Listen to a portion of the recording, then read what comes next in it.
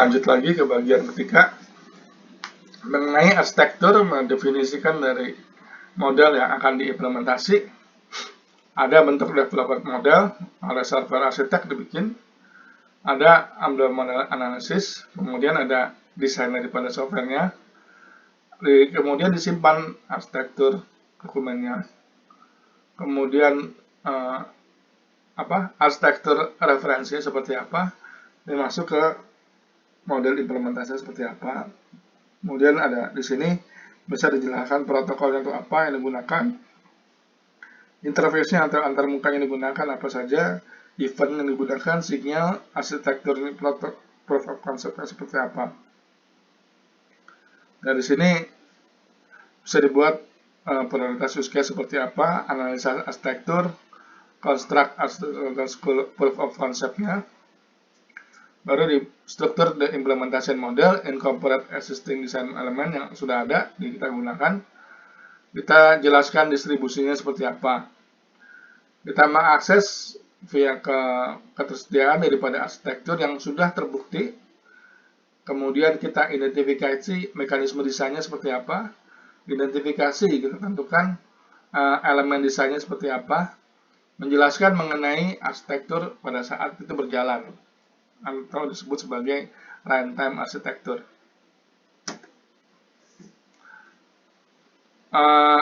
Konfigurasi manager men-setup SCM informal daripada SCM, configuration manager possible for CM plan, kontrol configuration management plan seperti apa, configuration audit finding seperti apa, kemudian project repository development unit. Nah, ini dia establish policy daripada CM-nya.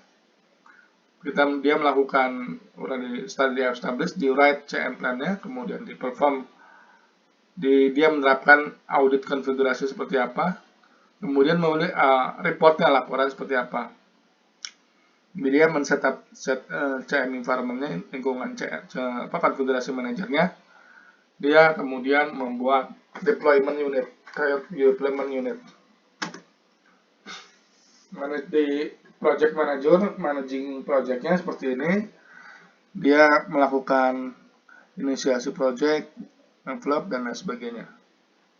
Diambil dari sininya, initiate project, define monitoring and control prosesnya, kemudian dia memonitor project statusnya sampai semana, milestone-nya, report status, schedule and sign work.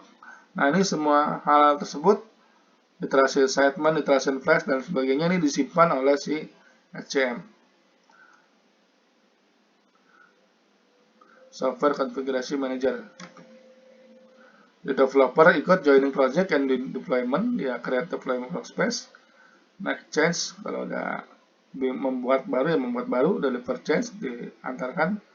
Nah, ini kalau ada perubahan, update workspace, nah, submit change request, dari make change, submit dulu change requestnya seperti apa. Kalau sudah deliver change, dia update change requestnya, apakah disetujui atau tidak, karena tahapannya serial ya. Udah di make change, perubahan, submitnya dulu. Sudah di submit, di deliver, apakah disetujui. Integrator integration build and release, dia menciptakan penggabungannya seperti apa, dia melakukan build-nya dari hal tersebut, telah digabungkan, kemudian dia masuk ke integrasi prosesnya seperti apa, lingkungan integrasinya, create integrasi, kemudian di integrasi sistemnya, kemudian direncanakan integrasi daripada subsistemnya, integrated sistemnya, kemudian line system integration, promote baseline. Kalau sudah stabil jalan dikatakan sebagai promote baseline. Setelah berhasil dia meng-create baseline. Sudah di ACC oleh SCM, lalu di create baseline. UCM menyediakan suatu perangkat tool SCM dan juga memproses untuk menghasilkan hal yang efektif, efisien di dalam pengembangan software yang andal gitu ya. It does this by building upon a model that unify the utility artifact upon which project are built and projects. Dia UCM tersebut dengan membuat sebuah model yang digabungkan merupakan penggabungan dari aktivitas dan juga artefak ataupun file yang digunakan dokumentasi dan lain sebagainya, desain dan lain sebagainya. Artefak pada saat di pengembangan di dalam proyek dan juga bisa jadi juga menyimpan artefak di dalam perubahan atau dikatakan sebagai progres.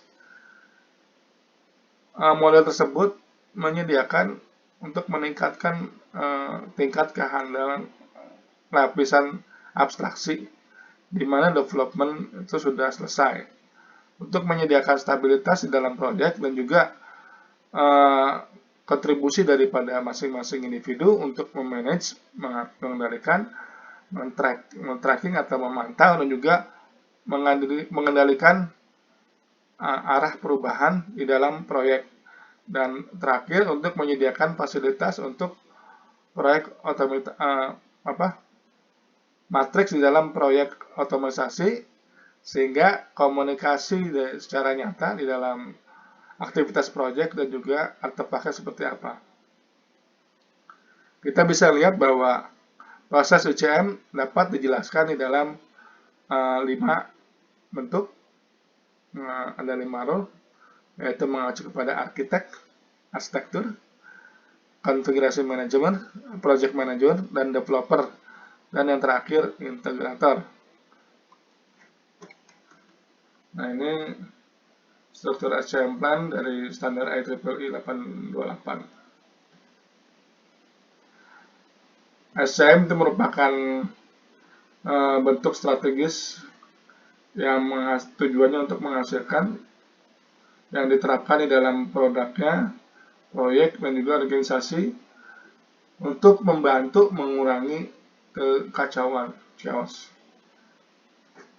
Hanya dengan menggunakan perangkat, kita dapat meningkatkan proses secara otomatis, sehingga organisasi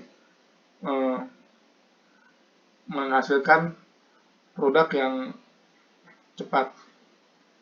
SCM menjadikan kita meningkatkan kualitas produk, memahami dan juga mengetahui bagaimana hal tersebut diimplementasikan diterapkan di dalam proyek.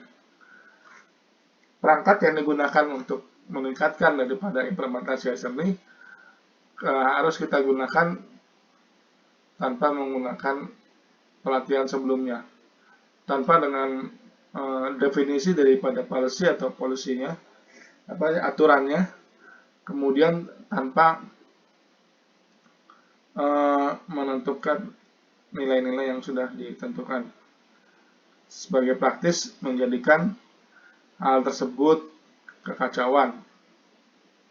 Keunggulan ini harus digunakan dalam bentuk polisinya juga, dan juga harus dipraktekkan penggunaannya. Sekian dari saya. Assalamualaikum warahmatullahi wabarakatuh.